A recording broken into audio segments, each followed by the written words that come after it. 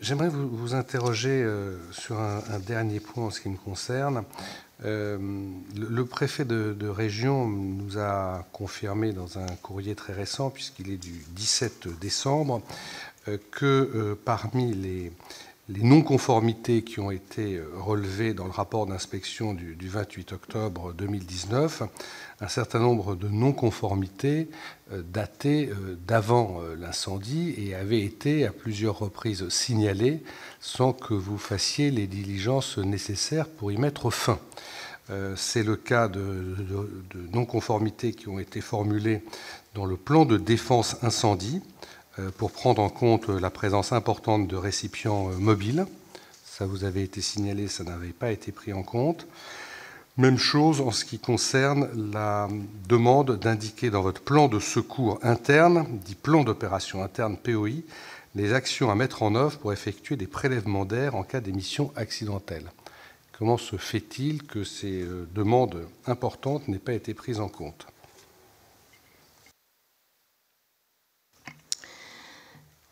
Alors, suite à l'incendie, les services de la DREAL ont diligenté une inspection post-accidentelle.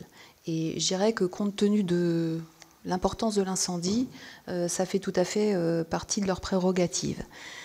Dans ce cadre-là, ils ont identifié des actions prioritaires qu'ils nous ont demandé de mettre en œuvre sans délai. Dans ces actions prioritaires, il y avait la mise à jour du plan de défense incendie, mais c'est réellement au vu de ce qui était survenu.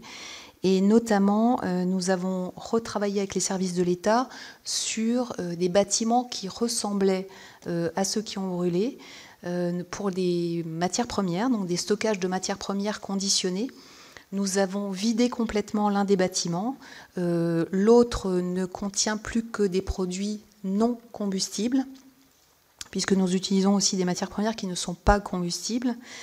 Et nous avons développé une supply chain juste à temps pour réceptionner les matières au fur et à mesure qu'on les utilise. Donc ça complique un peu les choses. On ne fonctionnait pas comme ça avant. On avait vraiment des stockages de matières premières qui nous permettaient de prévoir les fabrications des jours à venir et des semaines à venir. Et aujourd'hui, dans le cadre de la reprise partielle de l'activité, c'est ce que nous faisons. Donc le plan de défense incendie a été revu, mais les modalités de fonctionnement du site ont aussi été revues. Et ce point-là a été levé avant la reprise partielle des activités par les services de l'État qui ont attesté que les nouvelles modalités étaient satisfaisantes. Non mais excusez-moi de vous interrompre, madame. J'ai du mal à m'exprimer. Je fais référence à 2 points sur lesquels le préfet de région attire notre attention dans son courrier du 17 décembre, qui sont des points de non-conformité qui vous ont été signalés avant l'incendie et qui n'ont pas été levés avant l'incendie. Donc sur ces 2 points que je peux rappeler si vous le souhaitez, c'est-à-dire la défense incendie des récipients mobiles et la prise en compte des prélèvements d'air en cas d'émission accidentelle, sur ces 2 points qui vous avaient été signalés comme n'étant pas conformes avant l'incendie, il a été constaté que vous n'aviez pas fait en sorte que ces points soient réglés. Alors, je n'ai pas connaissance de non-conformité antérieure à l'incendie. J'ai connaissance d'un échéancier avec des projets d'amélioration qui étaient attachés à l'arrêté de juillet 2019, qui est l'arrêté d'autorisation d'exploiter pour la totalité du site et qui décrivait les activités telles qu'elles étaient avant l'incendie.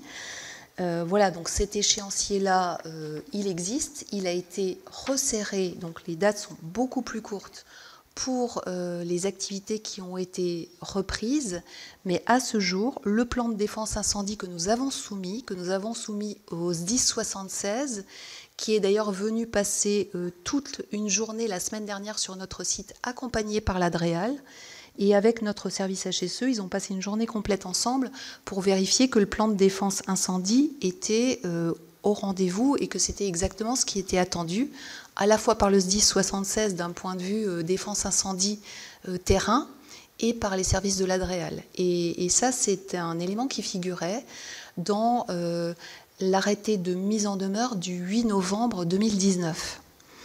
Sur le point POI et les actions de prélèvement de l'air, nous avions nous avons et nous avions des obligations auxquelles nous avions répondu en travaillant avec Atmo Normandie et avec le SDIS 76 il y a quelque temps déjà. Ces points-là ont été récemment intégrés dans le plan d'opération interne, puisque ces accords-là, notamment le fait que Atmo Normandie conserve des canistères ou des sacs Tédlar et soit en mesure, et on l'a vu le 26 septembre, ça a été tout à fait appliqué. Atmo Normandie disposait de tous les équipements, les a mis à la disposition du SDIS 76 qui était en capacité de réaliser les prélèvements, et ces modalités-là faisaient partie d'accords mais n'étaient pas copiées-collées dans le POI, ils le sont désormais.